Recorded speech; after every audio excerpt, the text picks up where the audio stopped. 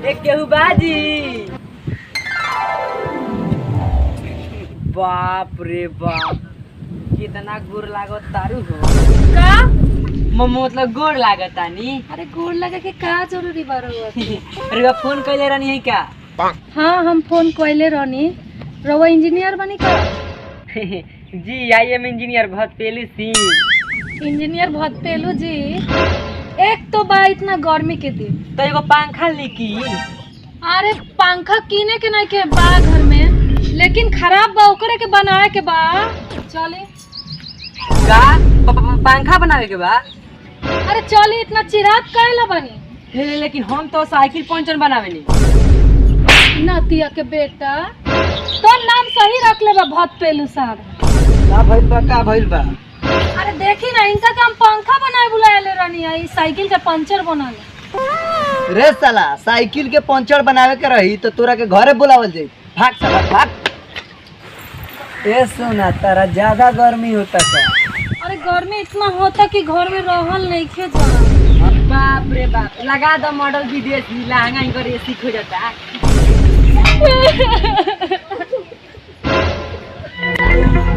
रे साला, हमार मेहरारू रूसे ले तो 4 दिन तक ले खाना ना खा ले।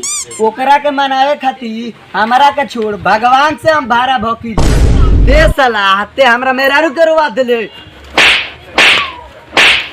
भाग।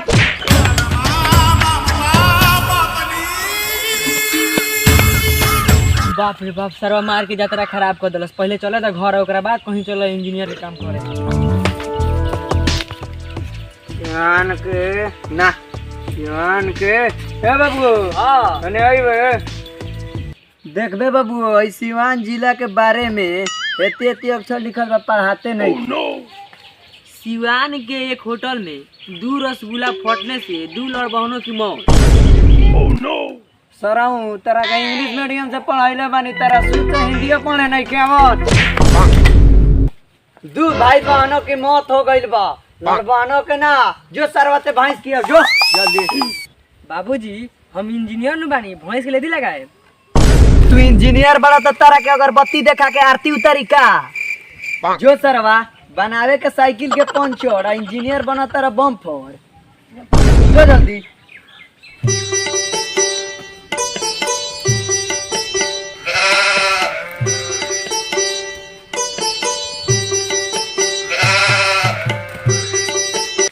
ताकत तारू हमार माई इंजीनियर बन गई, तबो तरह के हम खियाई।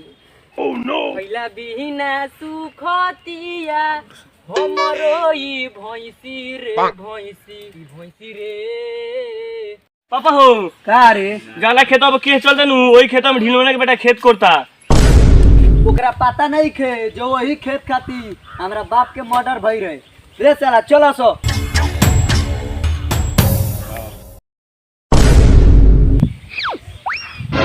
रे लाठी लेके कहाँ रे? ओदी मारपीट करे के बका? पापा, जब हमनी हती रहनी सन, तू हमारा बाबा के मुआ दल सन, और की बार बारी हमनी के बा। चलो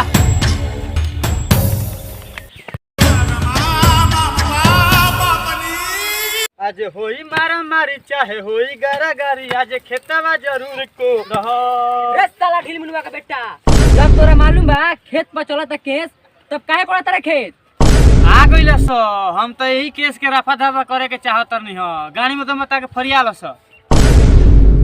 पापा हो, इधर सरवा झगड़ा करे के टेट खोजता, लागत लाठी लेवल बाव ना जाइया। मारा से सरवा के। एगो तो खेत पर केस चलते बा, एगो वही में मर्डरों के केस चली। कौची के फर्क पड़े वाला बा? मारा से सरवा के।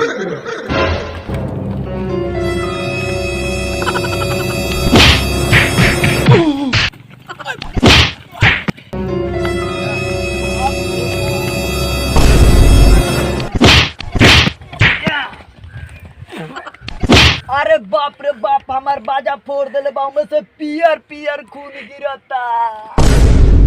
पापा हो, सरवा के धर्म से मार के पार फोड़ा कर, फोड़ा फोड़ा।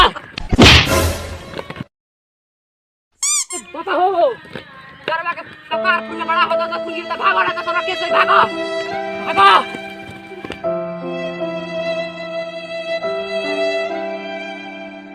हो नतिया बुढ़ावा हमरा बातार के मार के कपार फोड़ ले बा। हो मुझे हाथ में तो नूनू दे के देती। हम तरह के छोड़ देती, तेरा बेना में मेला लगा देती। हाँ लगाओ मेला, द्वार पर 10 आदमी के बैठा के लगाओ, बहनी करे खातिर हमनी बरले बानी सो। दरोगा जी एकदम ही पे फाट मेहराड़ू बिया, हम दे ही मर्द के साड़ी पहना घर में बैठा दिया पंचायती करे। मुखिया जी हमनी के घर के मेहर बेटी पंचायती ना करे। मुखिया दरोगा के सामने बेना में मेला लगावेली। साला 10 धुर जमीन खाती गारा गरौल कपार फोरौल कैले बनल स। दुनिया कहाँ से कहाँ चल गई। पढ़ाई लिखाई करे के चाहिए तो अपने में लड़ाई कैले बालो। दरोगा जी अपना बेटा के इंग्लिश मीडियम में पढ़ा के इंजीनियर नु बनाई। बड़का सरो इंजीनियर बाड़ो, घरे घरे घूम के सालकी के पंचर बनावेला। बबुआ इंजीनियर बड़ा तनी देखा ना हमरा मोबाइलो में नेट चालू कइला पे यूट्यूब चलता, बंद कइला पर नहीं के चलत। ए मुखिया जी इंटरनेशनल काम नु हो, नेट खोला पर चली। का रे साला कैसन इंजीनियर बाड़ रे? एगो तो देश में बा इतना महंगाई, नेट चला खातिर रिचार्ज तोर बाप कराई। मुखिया जी रोगा लगे पैसा कमी बा, गांव भर के तो पूरा लेटरिन खाइए गई। का पैसा लेटरिन के पैसा। मुखिया जी ये कुली होई बा, हमने के फुटल बा कपार, रहू को होई कुछ विचार। हां ई देखिए मुखिया जी सरऊ के फुटल बा कपार देता न किया तरे। हमारे बाबूजी के ना देखी लुंगी उठा के आधा सामान खत्म बा। चुप साला चुप, हम ये पंचायती करे बनी कि तोरा बाप के लुंगी उठा के खेल बनी। आज के बाद से कोनो साला कोनो से झगड़ा ना करे, ना तो एकरा बाद से अपना हिसाब से बुखार झाड़े। कोनो हमनी के बुखार लागल बा कि बुखार झाड़े। कह दी कोनो खेत में ना घुसी, ना तो खाली कपारे में फुटल बा। और की बार खसी खानी खस दे काट दे। ए साला हम कहता नहीं कोनो से कोनो झगड़ा ना करे, अब ते साला काटा कुटी करे मत।